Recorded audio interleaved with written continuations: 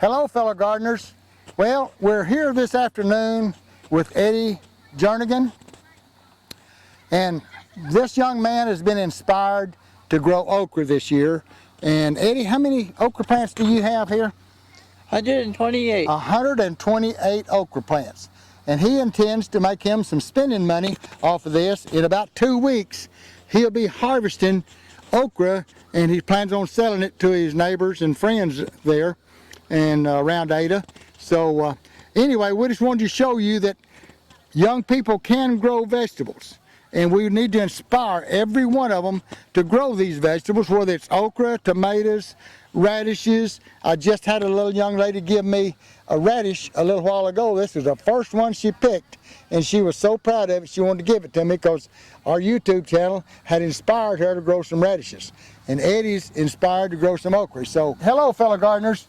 Well, we're back here to the Ardmore Adventist Academy, and we're with Sean here, and you know, we did a video with him a couple of years ago about the tomatoes, and he's enlarged now. He had lots of watermelons, and I want you to look here at these golden zucchini.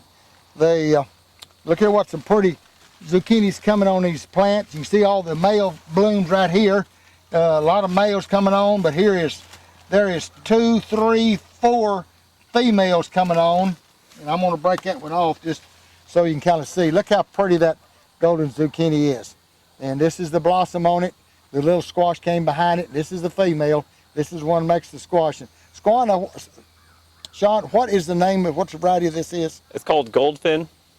Goldfin. Goldfin. Goldfin. Okay, Yep. This is Goldfin. This is not a green zucchini. This is going to stay golden, and it's wonderful. We've been eating on it and raw, and it's wonderful. Of course, you can cook it also. And Sean's got, how many rows you got this, Ron? A couple of rows I of this just got 2 more, and I need to be planting another 2, and after that another 2. So he's going to rotate. He's going to take some of this, the greens out. It's getting too hot here in Oklahoma now for the greens, so he'll till that under, and then he'll plant squash, and he'll rotate it so he'll keep having squash coming on, because people like this raw in their salads, and they like to boil it or stir fry it, just different ways. So anyway, all right, we're going to cut off right here, and we're going to the tomato house, and we'll be right back with you. Sean, how long have you been here at the academy? 2.5 years. And 2.5. you're the ag teacher? Yeah, we teach the kids how to garden.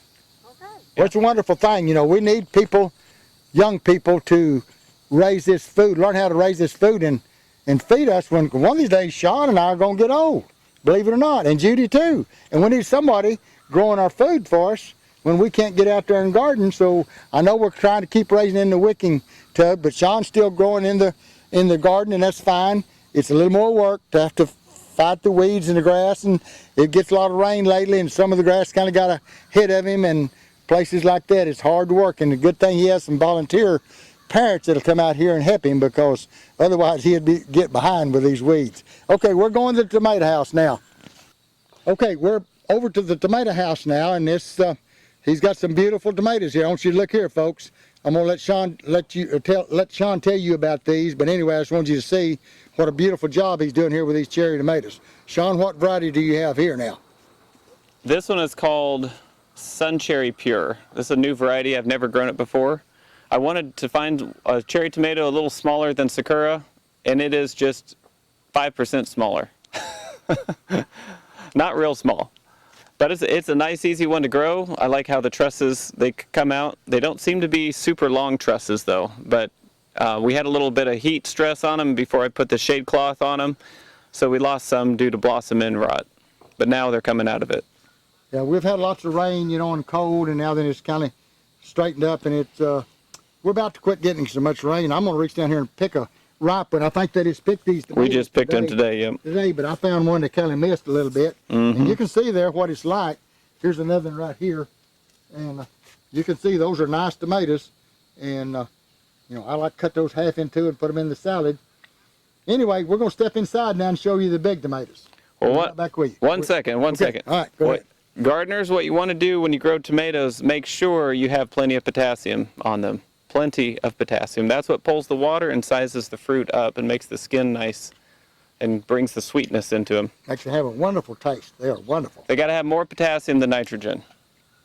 Okay, we've stepped inside of the house now. It's getting kind of sundown on us, but I just want you to see. Can you see these tomatoes on this vine?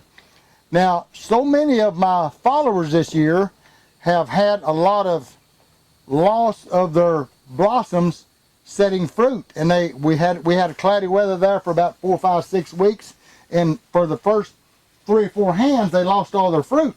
They bloomed, but the blooms didn't stick. They fell off. But I want you to look at Sean's here. Now, Sean, what is the name of what variety is this tomato here? It's called Marbon. It's a hybrid type of heirloom. You got the seeds from? I got these from Johnny's. Johnny's Seed. He's a good place to get seed. But I just want you to look here. He's got, and they recommend you prune your tomatoes to 5 in a hand. There's 1, 2, 3, 4, 5 in that one right there. And there's 3 in that one. That doesn't hurt for just to be 3.